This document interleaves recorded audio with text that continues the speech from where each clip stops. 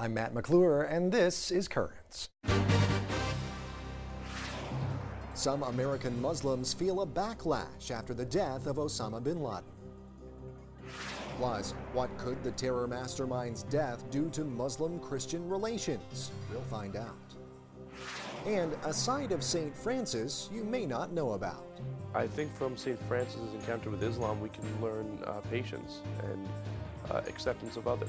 And then through prayer, we can come to find a common good in one another.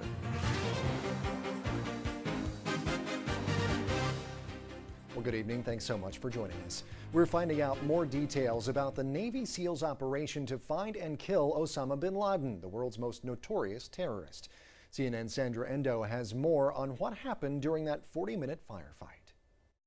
This exclusive video obtained by CNN shows the inside of Osama bin Laden's $1 million compound soon after the bloody 40-minute firefight which took his life. U.S. officials believe the al-Qaeda leader may have lived there for more than 5 years.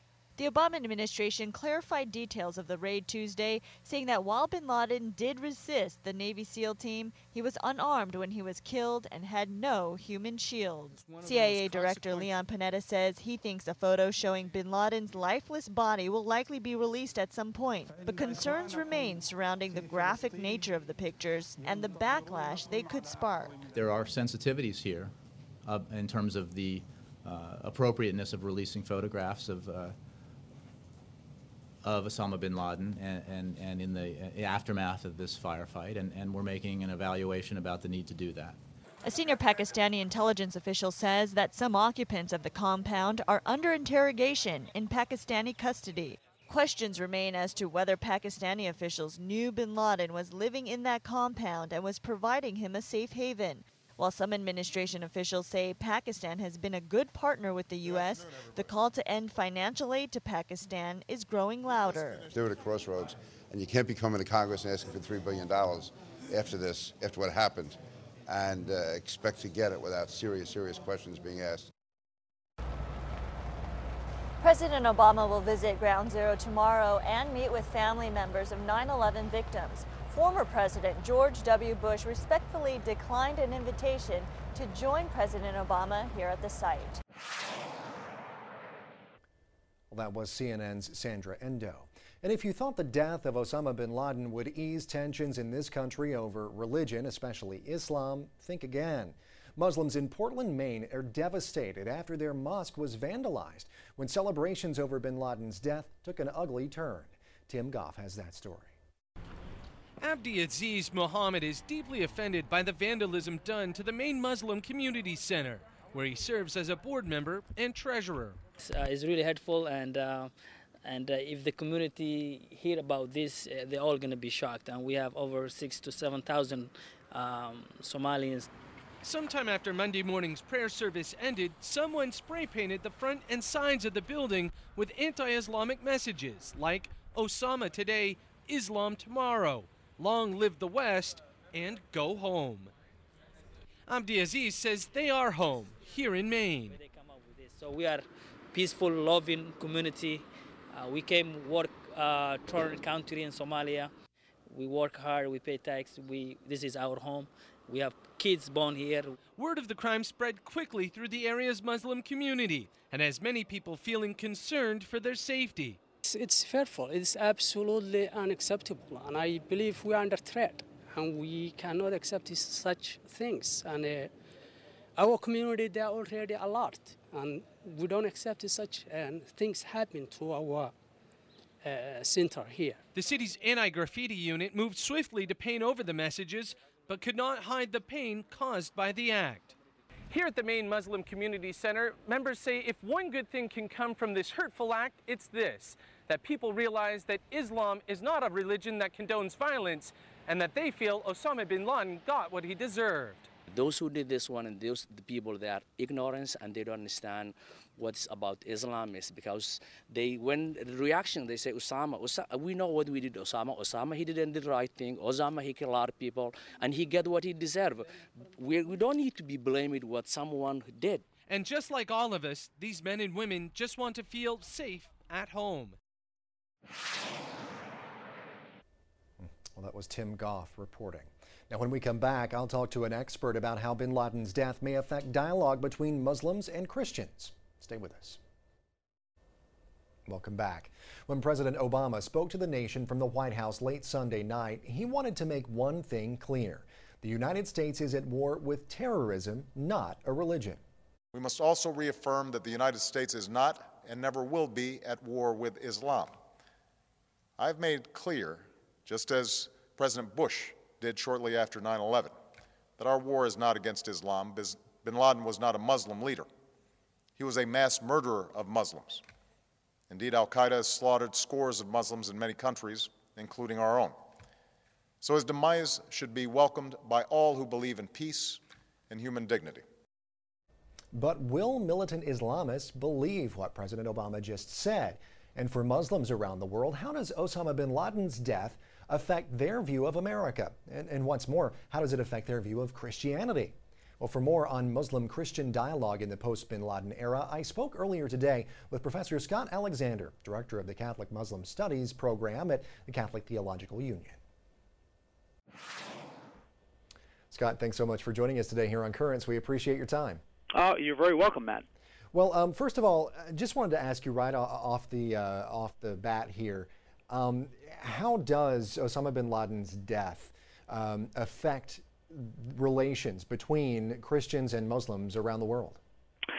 Well, it's interesting. I posed that question to my son very recently, who's 22 years old. I said, how do you think this is going to affect, Christian-Muslim relations? And his response to me, I think, was right on target. He said, well, Dad, from hanging around you and from sort of being involved just by virtue of being in this family and in Christian-Muslim dialogue for so long, it just seems to me that a figure like Osama bin Laden is largely irrelevant to the heart of dialogue, because those people who invest so much of their energy into building partnerships of trust and good relations between Christians and Muslims rooted in their respective faith traditions really see Osama bin Laden, as a global terrorist and really not as a Muslim. Although, he self-identifies that way, very few Muslims, see him as representative in any way of an embodiment of authentic Muslim living.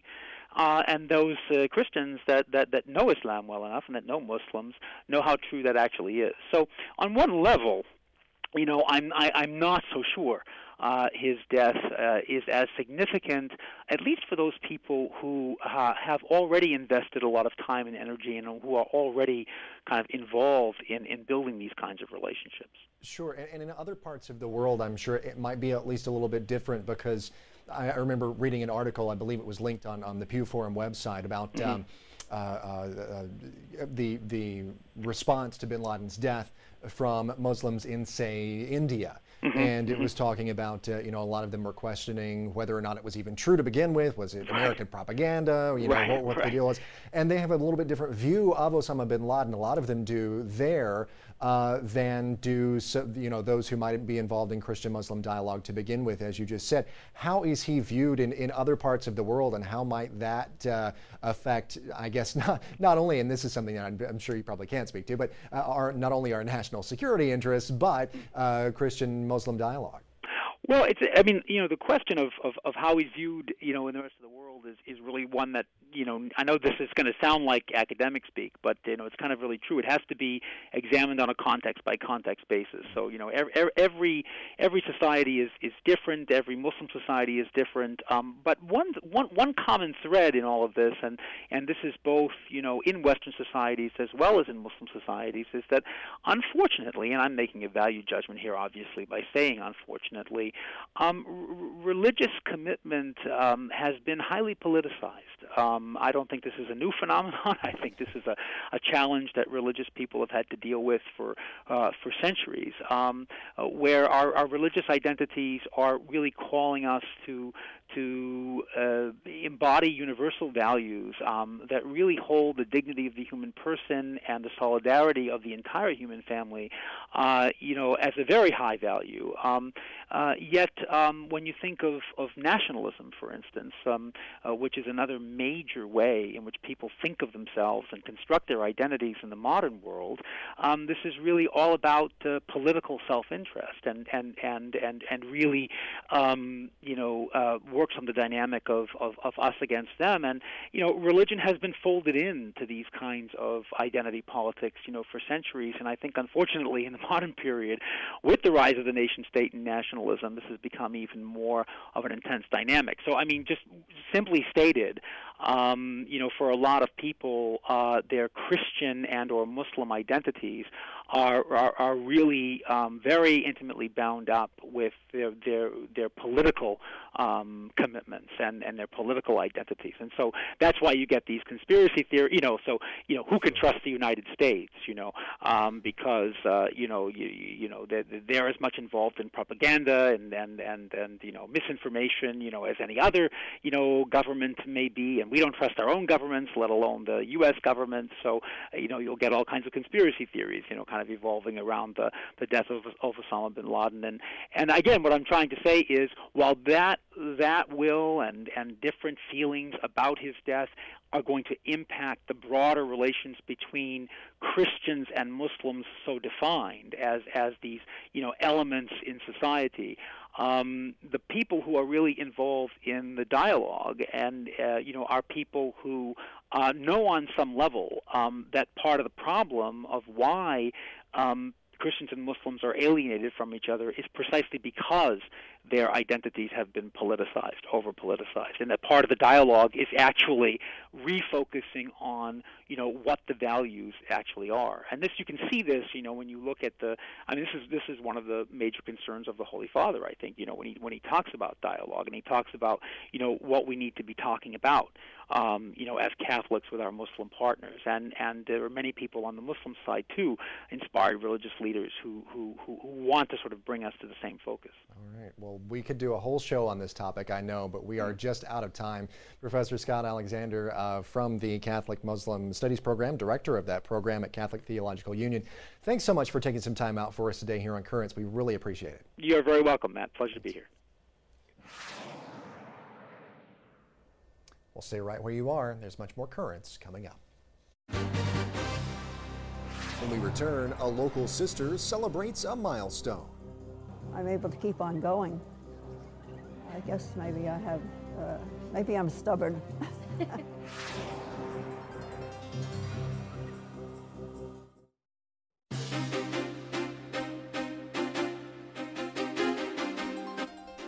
Welcome back to Currents. I'm Matt McClure. Coming up later, interreligious dialogue from the time of St. Francis. But first, let's have a look at the day's headlines. Did the Dalai Lama suggest the killing of Osama bin Laden was justified?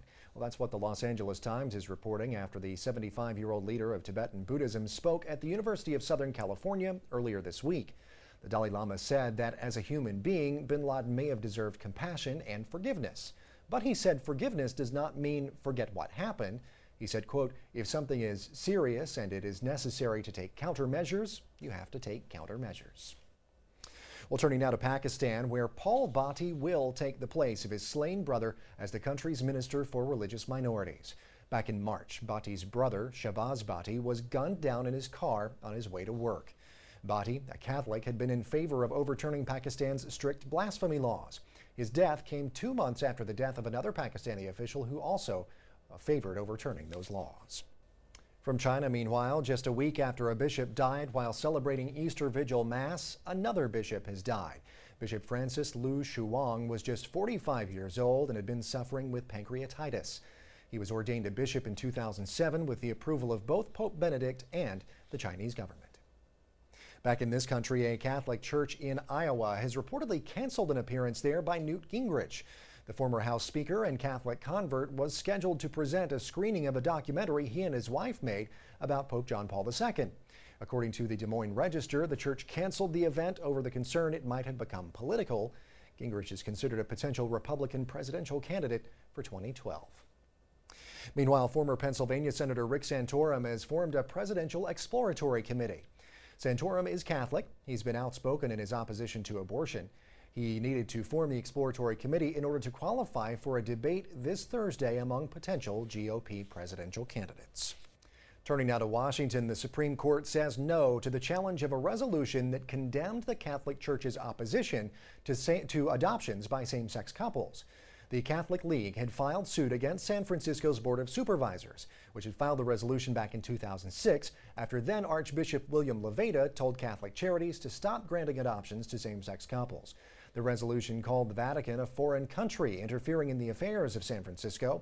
Catholic League President Bill Donahue told Catholic News Agency that he was disappointed in the Supreme Court's decision, but added that since the lawsuit, Catholics have not been treated with the same sort of invective in San Francisco. Well, turning now to Canada, a former bishop is heading to jail after pleading guilty to possessing child pornography. Bishop Raymond LaHaye pleaded guilty to possessing the pornography, but entered a plea of not guilty to possessing it with intent to distribute. He waived bail and was taken into custody. According to reports, LaHaye's lawyer says the former bishop wants to begin serving his jail time immediately, even though he has yet to be sentenced. The Roe in Roe v. Wade is coming to the big screen. The Hollywood Reporter says Norma McCorvey, the woman whose lawsuit over the right to have an abortion made it all the way to the Supreme Court, will play an elderly woman who's pro-life in what's being called a low-budget thriller. And McCorvey is a Catholic convert who is now pro-life. Back in 1973, she was the plaintiff in the landmark Roe v. Wade decision that legalized abortion in all 50 states. And Sister Madeleine Bruey is served in the Diocese of Brooklyn for more than 30 years. But this past Sunday was another reason to celebrate. This nun turned 100. We sent our cameras to the celebration. So Madeleine, we give thanks to you today for the gift that your life continues to be, not only to your family, but to all of us in the congregation and to all those whose lives you touch so deeply in your journey throughout life. And so we truly give thanks to the gift you are to all of us. Happy birthday. We're celebrating the 100th anniversary of the birth of Sister Madeleine Bruey. Sister was my high school principal from 1960 to 1964. It's just wonderful to see how animated she is and how up to date she is in everything around her, and just how she enjoys and loves life. Well, as I look back, I sometimes wonder how I made it all these years. But of course, the grace of God was always with me. I always felt that the grace of God was with me in whatever situation I was in. Happy birthday, dear Madeleine. Happy birthday to you. Madeleine is a person who, despite 100 years, is as current as anyone I know. She reads. She is up on everything that's going on. She's involved in the congregation. She's involved in her local community here in Amityville. So she's just a very current woman. She touched so many people's lives in so many ways. And when you reach 100 years, many people ponder that moment. I'm able to keep on going. I guess maybe maybe I'm stubborn. She definitely knows the secret to a long life. There, be stubborn. Happy birthday, Sister Madeleine. Stay tuned. There's much more currents ahead. Coming up, did you know St. Francis had an encounter with Islam? The man who wrote the book on it gives us the details. He loved to arrange scenes that would shock people into loving each other.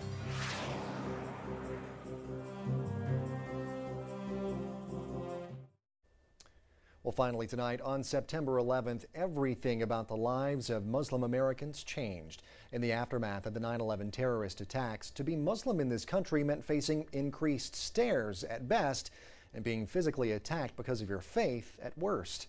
With the recent clamor created by congressional hearings over the possible radicalization of Muslims in the U.S. and threats to burn the Quran, threats that in some cases have been realized, there is a model, or is there a model? This is the question. Is there a model to help us broker peace between Muslims and their fellow Americans? Well, Catholics would need to look no further than the life of St. Francis of Assisi. Known more for his love of animals, there is a little-known encounter between St. Francis and the Sultan of Egypt that convinced Francis that there was a way to live in peace with Muslims. Paul Moses, author of The Saint and the Sultan, recently talked about just that at a Theology on Tap. People are here today to hear Paul Moses talk about St. Francis of Assisi and his interactions with Islam. I think the average Catholic would describe St. Francis of Assisi as somebody who played with animals, a little mystical almost. I became very curious about Francis's encounter with Islam after 9/11. I thought that we really need to understand a little bit better how to relate to Islam, and I felt that St. Francis showed a way to do that at a very bad time in history during the Crusades. I think telling the story of St. Francis and Islam is critical to tell now in our country because of the problems that are going on internally in our country. We have, people are taking sides. There's a mosque being built in Manhattan. People don't know if that's okay, and people get very sensitive about it. And I think the way St. Francis approached it, it was different than the Crusaders at the time. St. Francis approached dealing with Islam with peace and love and trying to work things out. He didn't go with the sword. Francis was a holy man. He was a pious man. He loved animals. He loved nature. He was also a perceptive critic of the problems of his own time. And I think that when he went to the Sultan, he was trying to shock people in the Christian army. You're in the midst of peace negotiations. You can talk to these people. Look, I went in there. I'm back. I survived. So I think that was another way of his giving example, something he did all through his life. He loved to arrange scenes that would shock people into loving each other. I think from St. Francis's encounter with Islam, we can learn patience and acceptance of others, and that through prayer we can come to find a common good in one another. I think today what we can learn, first of all, is not to demonize what we don't really know that much about. Francis didn't know that much about Islam. He was taking a chance in what he did, but he found out that the Sultan was a very humane and respectful person. So I think the first step is not to demonize others. He came back and he rewrote the rule. It's like the code of conduct that a religious order uses. And he put in it, when we approach Muslims, we can preach to them and argue with them, but there's also another way we can do it.